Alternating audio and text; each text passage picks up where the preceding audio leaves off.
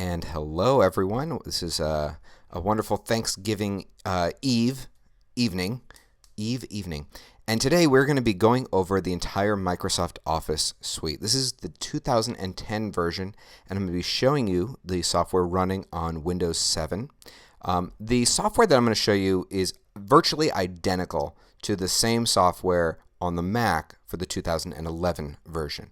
They don't do the same year. So if it's 2008, for example, for the PC, it's 2007 for the Mac. Okay, so, but this is the one of the latest versions, and one of the things that confused a lot of people is they changed several different features.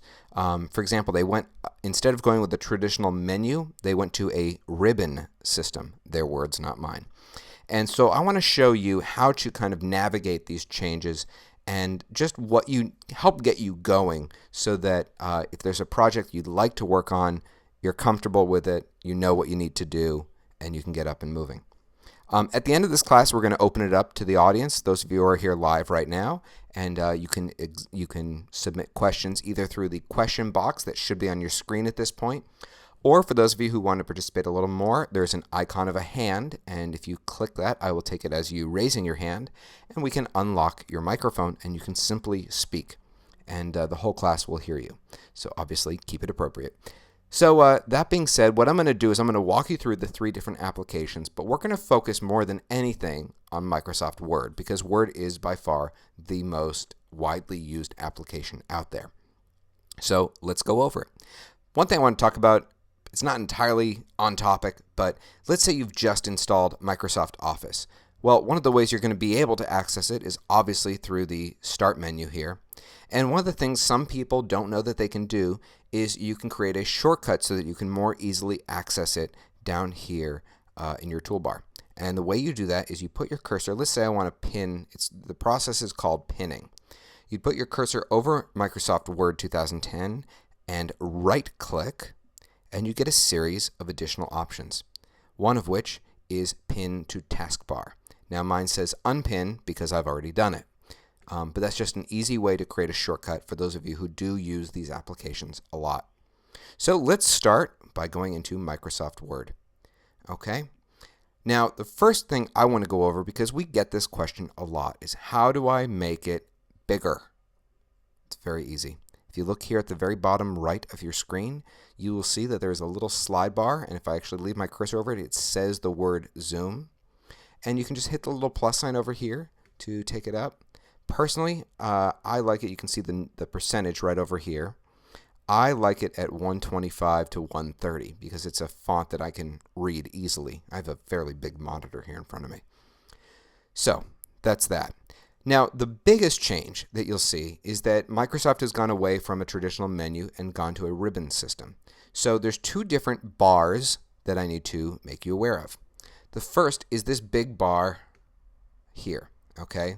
And you see all these different icons here. This looks very different than the old version. There's some elements that are similar, but there's a lot of new stuff too. This here is called the ribbon bar. The other is at the very, very top of the screen. You see here I have a bunch of teeny tiny little icons here, and these are called the Quick Access Toolbar. Okay, so what I'm going to do is I'm going to show all of you how to customize Word or any of these applications. They all work the same way so that you can have it look the way you are most accustomed to. The way you do it is we're going to first here go under File, and I'm going to get there in just a minute, but first I'm going to go over a few other items. Here under the File tab, okay, we have some of the traditional items like Save, if you want to save your document, Save As, especially if you're doing it for the first time, okay, Open and Close. I don't think we need to go over any of those. If you have a bunch of documents that you've been working on, you can click on Recent, and you'll see a little browser here with preview images of all the different documents that you've recently had open. New. This is a very big part of Microsoft Office, is the templates. So you have access to hundreds, if not probably even close to 1,000 different templates out there, because you don't need to be a master at design anymore. When we start to work with Excel, you don't need to remember all of those codes, you know, where sum equals and all these crazy things. Instead, all you need to do is kind of have an idea of what you're doing, in terms of I'm creating a document of this type or that type. And then you can use a template and just input your information and it will make it look nice and pretty. So here in New, we can go through and all of these are basically folders. So you can see here I have a ton of different templates. I have everything from agendas, books, brochures, budgets, all the way up to other things like forms, flyers, inventory, invoices. We were having a little discussion before we started recording this class, and I know that one of the things that was requested is that we go over resumes. Okay, there's a whole bunch of different resumes here. We'll get to those in just a minute. The next item we have here is print. I think you all know what to do with that. Save and send here is if you are working on a document and you want to email it out to someone. Now, to do this, you would need to be using the application Microsoft Outlook, and what it will do is it will send it as an attachment right from here. Okay. You can also see here that if you want to protect your document, one of the easiest ways to do it is to send it as a PDF. For those of you who don't know, PDF stands for Portable Document Format. Basically, where you'll run into those a lot are things like healthcare forms, where they don't really want you to be able to edit them, but they want you to be able to sign them. So that's where PDFs come in handy. Okay. Some of the other things you can do here, this is a big one, options. Okay. Now, here under options, you're going to get this whole pop-up menu, and there's a couple. It's good to go through this and just kind of take a look and familiarize yourself with some of the settings. For example, I can make it personalize my copy of Office by putting my name, my initials, okay? But there's other things that are really important here, for example, in Save, okay? God forbid if you're working on something and the power goes out, your computer crashes, something like that, you don't want to have just spent hours on a document and not be able to access it. So this is where it's really important to use autosave. Okay, so in this case, I have mine set to autosave every 5 minutes. So it just means that if the computer crashes, when I go back and I open up Word, it's going to say, oh, you were working on this document when your computer turned off. Here's the recovered version, and I can pick up where I left off, or at least fairly close to that. Now, the most important ones that I want to go over here are these two, Customize Ribbon and Quick Access Toolbar. And I'm actually going to start with the latter of the two, which is the Quick Access Toolbar. And just a reminder, that is right up here at the top left of my screen. Okay, so you can see here what you can do is have certain icons that represent actions you use a lot and have them easily accessible, like save, undo, email, spell check. I decided to add draw a text box. Now, when you first get this, it looks like this. You have only save, undo, and redo. So the way you add them is very simple. You go through this list here on the left, and so like let's say I want to go through and add back save. Oh wait, no, I'm sorry, I have save, my bad. I want to add back spell check. It's right here in the list, and all I have to do is click on it and then click this button to add it. And you can see it's going to move it into this list right here. Okay. And undo I already have, and text box I wanted to add back, so let's add that. And when you hit OK, those changes will be reflected immediately right up here at the very top. The other menu that was there is this one right here called Customize Ribbon, and the ribbon is this at the very, very top of the screen. It goes all the way down. And I think this part's going to throw off some people the way it comes because, for example, you can see here, if I move this down a little bit, you can see here, I mean, this part here, a lot of people are going to use in terms of changing the different fonts, making text bold or making it underlined, italicized, that kind of thing. Paragraph styles, that's going to be commonly used whether you want your text centered. Don't worry, we're going to go over all this stuff. But this big part of the screen here that's styles, I don't think a lot of people are going to use it. So one of the things you can do is you can customize the way it looks. So for example, if you look here, I have all these different tabs here, and these tabs line up with what I have here. So for example, under Home, if I hit the little plus sign, I'll see styles right there? Well, if you want to get rid of it altogether, all you have to do is right-click on it and hit Remove. Okay? And then as soon as I hit OK, hey, check it out. It's starting to resemble the old version of Office, the version that a lot of people were used to. So you can go through and really customize it to look the way you want. I'm going to go over all the different tabs that there are, but you can really make this look however you want. Okay, let me just add that back so that next time I go to teach, I'll add that later actually. So let's start at the beginning. Okay, I'm going to go over what all the different tabs do. And then one of the things I think would be really helpful, now some of you already know this information, is I'm going to go over key commands like copy and paste, print, all those different things that you're going to want to know how to do.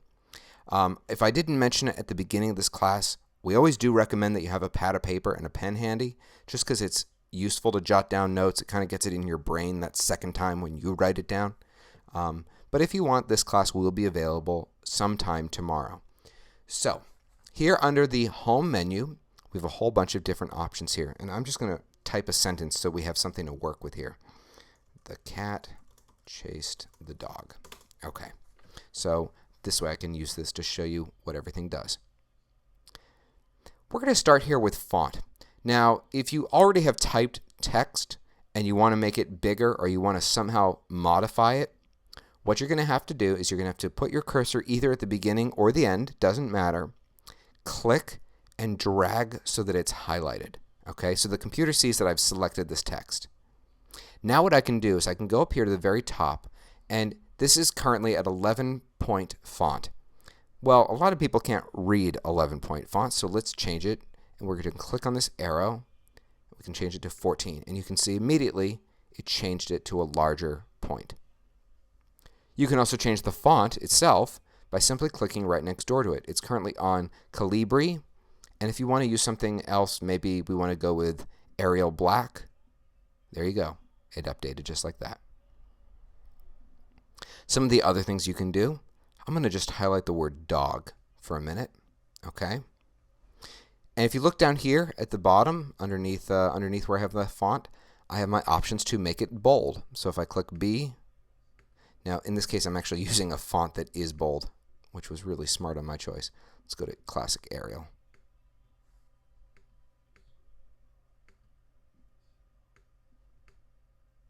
Ooh, there we go.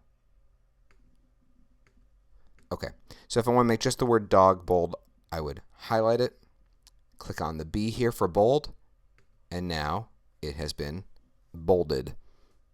Other things you can do is I can make it italicized, okay, by clicking right next to it. Underline is next door to that. And what's nice is if you leave your cursor over any of these, it does give you a pop-up description, okay? So it says underline if you just hover over it for just a second. Next over here we have a strike through, okay? Subscript word, I don't think any of you are going to be going over this. What we're going to do is Microsoft Office is a very complex and deep program.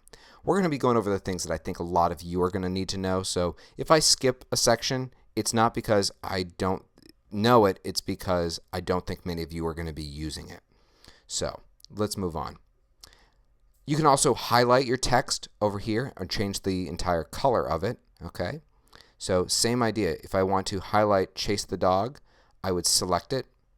And up here, we have the text highlight color. And if I click that, you can see here Chase the Dog is now in yellow.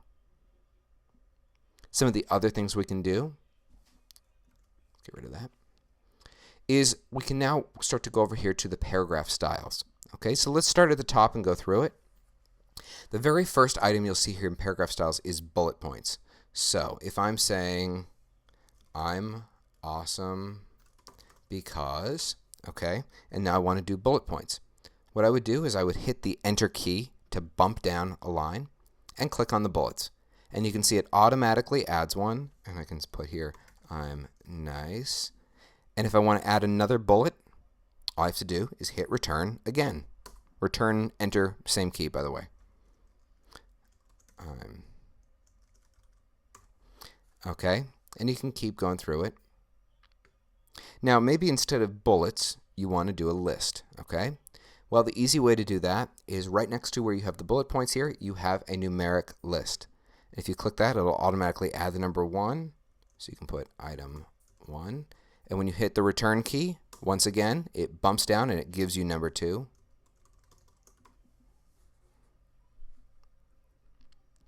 Next, we're going to go over how to align the text, how to justify it. Okay. So if you look here, we have these 4 options right here. Okay. The first one on the left is to align the text to the left, which is what it does by standard. If you click one over, it'll center it to the middle of the page. On the right-hand side of that, we have to align it to the right. And finally, we have this final one called justify. And what it's going to do, it's not going to really do it so much with this text, but if I try to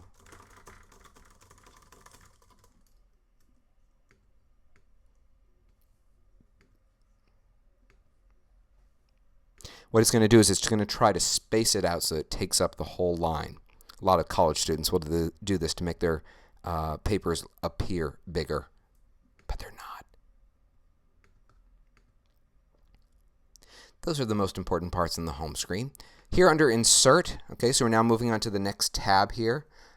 We can do anything from inserting a picture or clip art, okay? So if I want to take a photo and put it right in the middle of this, I can click on Picture.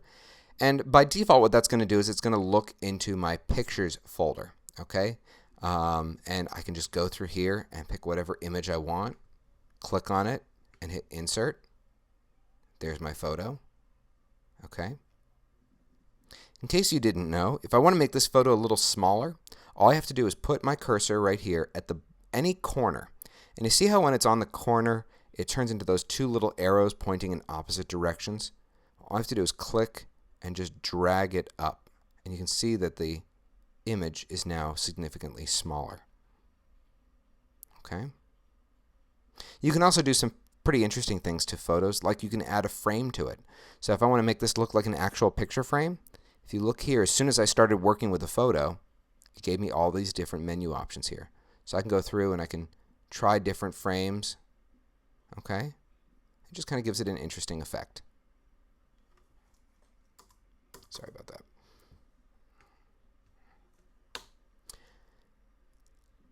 We were in Insert. Okay, other things you can do. Sometimes you're working on a document and you're looking for a signature. Okay?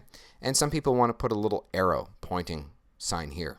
The way you do that, very simply, is you can go here under Shapes, and there's a whole bunch of different shapes here, and block arrows is right here, and your cursor is going to turn into a crosshair, and what you do is you just simply click and drag, and you can see here that I now have a arrow. But wait a minute, I want that arrow pointing the other way. You see that little green dot right there?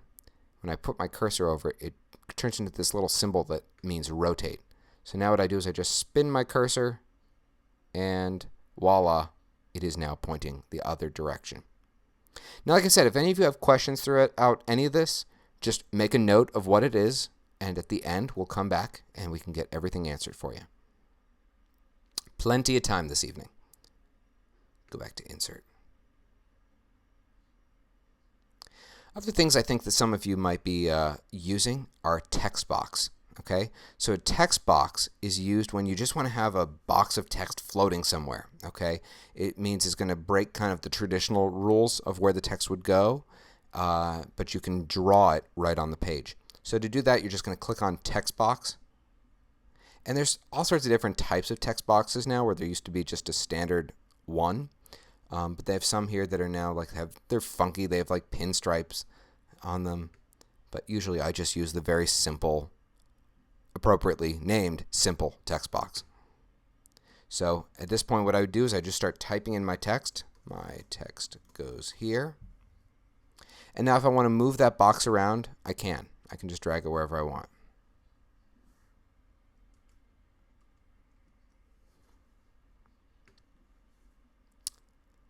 Those are the most important parts I think that most of you are going to be using here in the Insert page.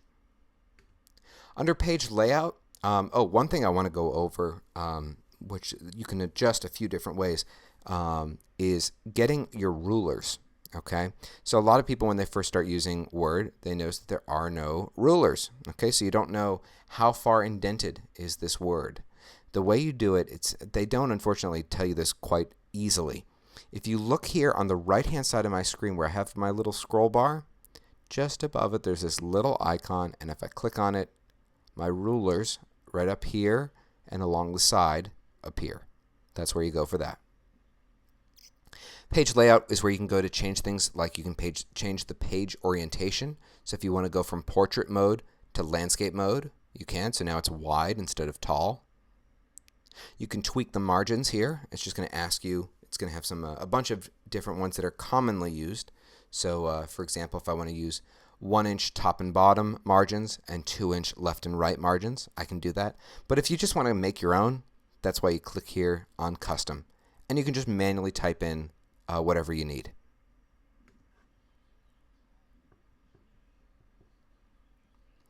Let's see here. The other thing I think we can go over that some of you will be using. Sometimes you're working on a document and you want to protect it. Okay, and one of the ways you can do that is to watermark it. It's also good just as far as if you have multiple versions of a document, if you want to make one distinguishably a draft and one the final copy, this is one way you can do it. So here under page layout, we have watermark. Now they have a bunch of different ones already made for you, like draft, sample, do not copy, confidential, but you can also create your own. Once again, it's right here at the very bottom of the list where it says custom watermark. And you can do this with one of two things. You can either use a photo or you can use text. If you do a photo, it's the second option right here where it says picture watermark. And if it's a text one, you can type in your own text right here. This is my document. And now you'll see across the page it says this is my document. Okay. Next is references. Okay. And there aren't many options here that I think many of you will be using, except possibly table of contents. If you're working on a book, you can create a table of contents and format it so that it recognizes different styles as chapters. I don't think many of you will, but that's the only thing I can foresee. If you need to insert anything like a footnote, okay, you can do that right here. Insert footnote. Sorry, I was over one. So that'll just put a little reference here at the very bottom of the page, and you credit wherever that quote or wherever that image or whatever you're working with came from. Next, we have mailings. Okay. Again, I don't think a lot of you are going to be using this, but I'll go over it real quickly. Sometimes you want to create things like an envelope or labels. Okay, this is one of the ways you can do it. So all you do is you click here on labels. Now, if you're going to do this method, you do need to have an address book already with, in this case, you'd be using Microsoft Outlook. And what it will do is it'll allow you to create printed labels using Avery. Avery is a company that makes things like business cards that you can print out at home. And you can just go through your contacts, select which ones you want, and it will print them all onto mailing labels. Review. Okay, now there aren't many here that I think you'll enjoy, but the main one here is spelling and grammar. And you may have noticed that I put spelling and grammar up here on the quick access toolbar. Okay, just so that, because sometimes you want to do that. You just want to have an easy way to run spell check on the whole document. If you are collaborating with other people, you can use comments right here to make a tag, some sort of a note of a change that you've made. And finally, we have view.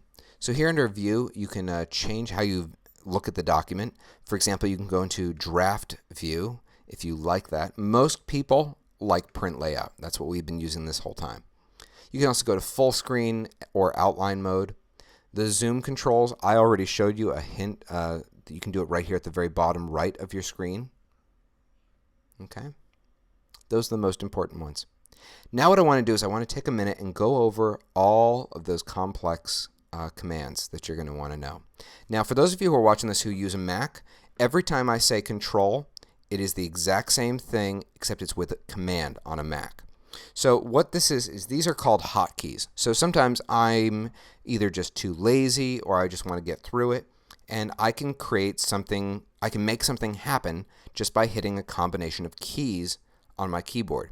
For example, if I wanted to make the word dog bold, instead of clicking on home and clicking on B for bold, one of the ways I can do it is I can hit Control and the letter B. So you'd hold Control and just tap briefly the letter B, and now you can see dog is bold. So what I'm going to do is I'm going to go through basically the whole keyboard from bottom row to top row and just point out the important ones. So for those of you who are taking notes, this is going to be an important one. So again, Mac users, you're going to be using Command and a letter. For those of you using Windows, you're going to be using Control. Okay? So let's start at the very end of the keyboard, which is Z. And let's say I make a horrible mistake. I have my 50-page document and I accidentally delete it. Well, that's where undo comes into play, possibly the most important command. Undo is Control Z. See, and it comes right back. Not many people use cut, but cut is Control X. Okay, oops, sorry about that. So what that means is I'm theoretically going to cut and paste something. Okay, which brings us to copy. Copy, if I have, let's go back. Oop. Okay, so if I want to copy this line here, I would highlight it and hit Control and the letter C to copy. Now maybe I want to paste that over and over again. Well, just bump over one key. That's V. Paste is Control V. And see, I hit it. I can repeat this over and over and over and over. B is for bold. So if I want to take one of these lines and I want to highlight it and make it bold, Control B will do that. If you're working on a really long document and for whatever reason maybe you want to change the font on everything, the universal command for select all, so I want to get everything highlighted, is Control A as in Apple. So now I could go here under Arial and change it to whatever that is. Save, of course, is Control S. Okay, so it's going to ask me where do I want to save my document and what do I want to save it as. Let's see what other ones are going to be important to you guys. Control Q is quit. Mac users, Command Q. So if I want to get totally out of Microsoft Office, Microsoft Word rather, I can do Control Q.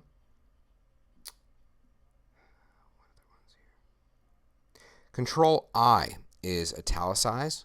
Okay, so once again, if I want to make that one line italicized, that's how I do it. Control O is open if I want to open a new document, or open a pre-existing document. And finally, Control P is print. So that's just a bunch of the different commands that you may or may not have known that I just wanted to go over real quickly. So now that we've gone over that, let's start to have a little bit of fun. And let me start to show you the best part of Word, which is the templates, because this is where you can really have create magic. So just a reminder, to get back to the templates, we're going to go to File, and we're going to go here under New. Okay? Now basically all of these documents for the most part live on office.com. So it's just pulling them off the internet, but it's great because Microsoft can create new templates without them having to be uploaded to your computer, or downloaded specifically to your computer, and you just have instant access to them. So you can go through here and really start to play. Now I was chatting with some of the people in the class before we started recording today, and one of the things that was requested was that if we could go over resumes, and I'm going to do that right now. So if you look here at the bottom here, we have resumes and CVs. I don't know what CV stands for. Okay, we have 3 different folders for different types of resume templates. We have basic resumes, job specific, and situation specific. Okay, you can go through each of them on your own and see if one really kind of pops at you. Let's go under basic. Okay, now you can see here by this scroll bar we have several different templates here. Okay, if I actually just go back here for a minute, let's go into situation specific. Okay, there aren't many for that. Job specific. We have a good amount. So for example, they have social worker, secretary, teacher, customer support, that kind of thing. So when you find one that you want, all you have to do is double click on it. And it's a really, really small file. It'll connect to the internet and download it. And now all I have to do is go through this whole template and replace their information with my information. So where it says your name, guess what I'm going to type? See? And you just go through here and you can change up everything. Now let's say instead of having objective, you want to put my goal for whatever reason. You can edit any part of this, even if it's not even if you're not supposed to. So I can go in here and retype it. Okay? And then you just fill in your information, and before you know it, you have a really classy looking resume. Someone else in the other class I just taught wanted to be able to, what did she want to print? She wanted to print up certificates, okay, like a certificate of accomplishment. So for that, we just went here into certificates, okay. There's a whole bunch of different ones here. Let's just go under business awards, okay. Here's the funny thing. There are some templates that you'll find here in Word, and then there are totally different ones that you'll find in Microsoft PowerPoint. So you can go through here and really explore on your own. Okay, so maybe you want to do like world's best father, okay? Double click on it. And they make it cute, you know. And you don't have to use this word. You can change it up however you want. Okay? What's great for those of you who do have kids is if you let them just really play with this stuff. I've been doing a lot of interviews ever since we were on Shark Tank. And one of the things I said was that kids leaving high school or even college, if they can graduate and already have mastered Microsoft Office, Apple iWork, website building, and Final Cut Pro, and even better, QuickBooks, you will have a job tomorrow. Because those are the jobs that are not being filled. These skills are required these days, this day and age, and it's not hard to do them. You just have to kind of have someone show you a little bit of the way, and then it makes sense. Okay, so a lot of what I'm showing you here, you're going to see repeated when we start to go over Excel and PowerPoint. Let's go over some of the other templates here, just to again give you a little bit of a good idea of what you can expect here. So under, let's say. Today happens to be the day before Thanksgiving. Say you want to create a quick little card. You can go here under cards. Okay. Go under holiday. You can scroll through here. And here's a cute little Thanksgiving Day greeting card. Okay. So for kids to play with this stuff and learn it, even though they're playing, they're learning through play. It's a really good program for them to get to know.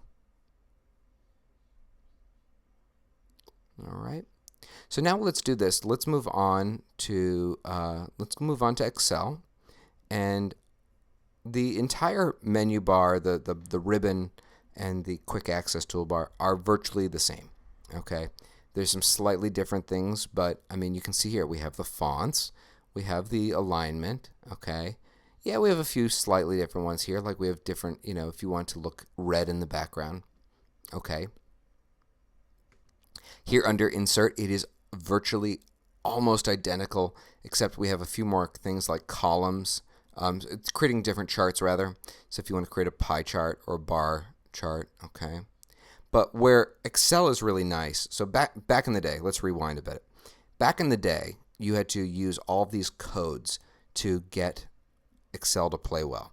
So for example, if I wanted to add up a column of numbers, I would have to put equals sum and then put, you know, the cell through this cell. That day is so gone because now you don't need it at all, because first of all, one of the tabs you have here is formulas. So if you look here, if I'm putting together different numbers, okay, let's just put some dummy numbers in here.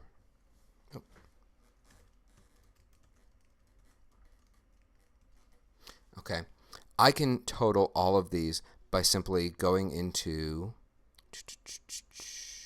recently used sum. Okay, and it's going to ask me what cells from what cells. So you can see here we have the top row is alphanumeric. We have A through Z. Okay, and then it starts to go on AA, AB.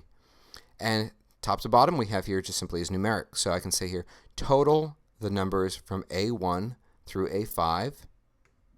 And there you go, 2006. Okay, so all those codes that you used to have to memorize, you don't have to do it anymore.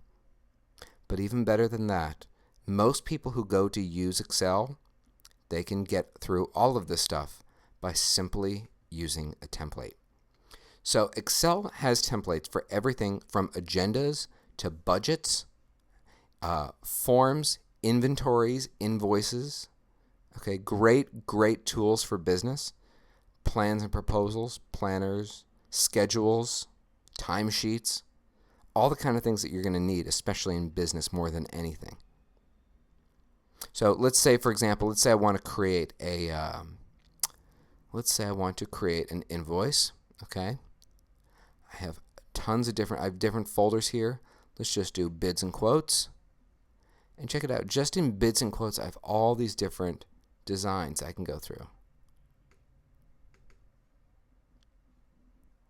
And you can see here where it says your logo here, I can just click and replace that with one of my photos. I would just drag it and drop it right on top of it. Okay? And all the information here is already set out for you. So you can type in the quantity, type in the description, and it's really easy. Okay? For putting together something to look really professional, this is the way to do it.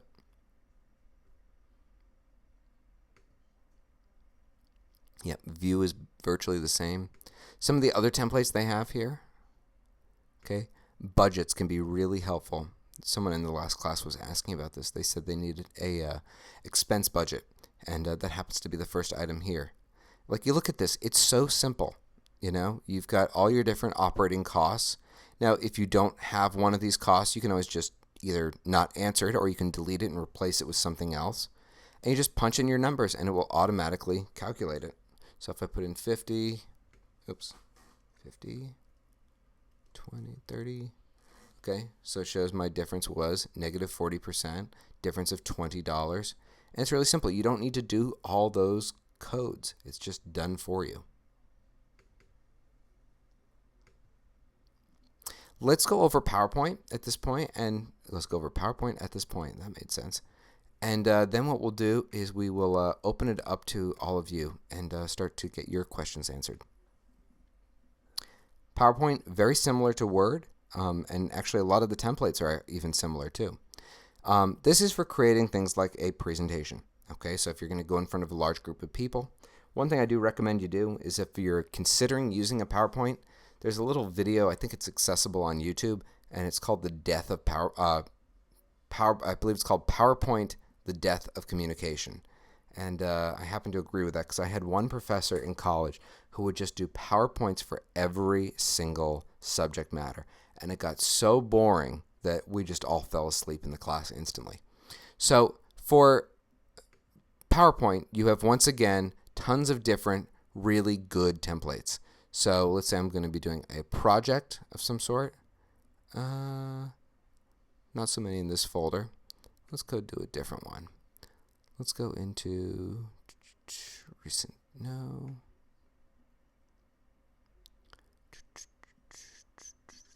PowerPoint presentations, sorry, that's what I meant to do. Okay, we can go into business presentations, and here we go, here's all of them. So you can go through and find whichever one you want. When you find it, double click. And anywhere here that you see text, you just click on it and you replace it with your own. So I can just start typing, and there you go. It's right there. The next part that you're going to want to know how to do with PowerPoint that does make it a little bit different are things like transitions, which there is a tab for right here. So if I want to transition from the first slide to the second slide and I want it to fade, the way I would do it is I would actually click on the second slide first. And what I want to do is I just need to simply click, where'd it go? Fade. That's it. And you can see it actually gives me a really brief demo there showing me how it works. If you want to replay it, if you look all the way to the left-hand side here, there's a preview button, and it just shows you how it's going to be made. Other things you can do is you can have you can go into animation. So this is where you cause text to kind of pop out at different moments. Okay. So for example, if I want this text to come out all at one time, I can select it and I can say fly in. Oops, sorry, that did the whole thing. I just wanted to do that. It might be because this is it's because it's all locked together. That's why. So you can do it however you want and play with these different animations. When you're done and you're ready to actually do it, all you have to do is click here on slideshow, and you can either choose from beginning, you can custom create the slideshow. If you want to rehearse it, they'll have a timer that you can use to kind of talk yourself through your own presentation. Finally, we have here review, same exact deal as we did with Word. Okay.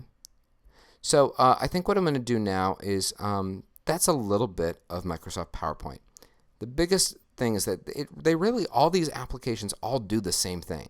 If you find that you're used to doing something in the version of 2008 or 2007, depending on what computer you use, you know what? Stay with it. You don't need to go to the new version because they're all basically the same. The only part that you're going to get really a lot of benefit from more than anything in the later version is some of the more interactive templates, which frankly, pretty much they all work on the old software, and some of the features that most people don't use. So those of you who are watching this video pre-recorded, it's going to start to come to an end unless we get some really, really good questions here, in which case we'll keep it going. And those of you who are here, you want to take a second, you can start typing in your questions, and we'll start to get them answered.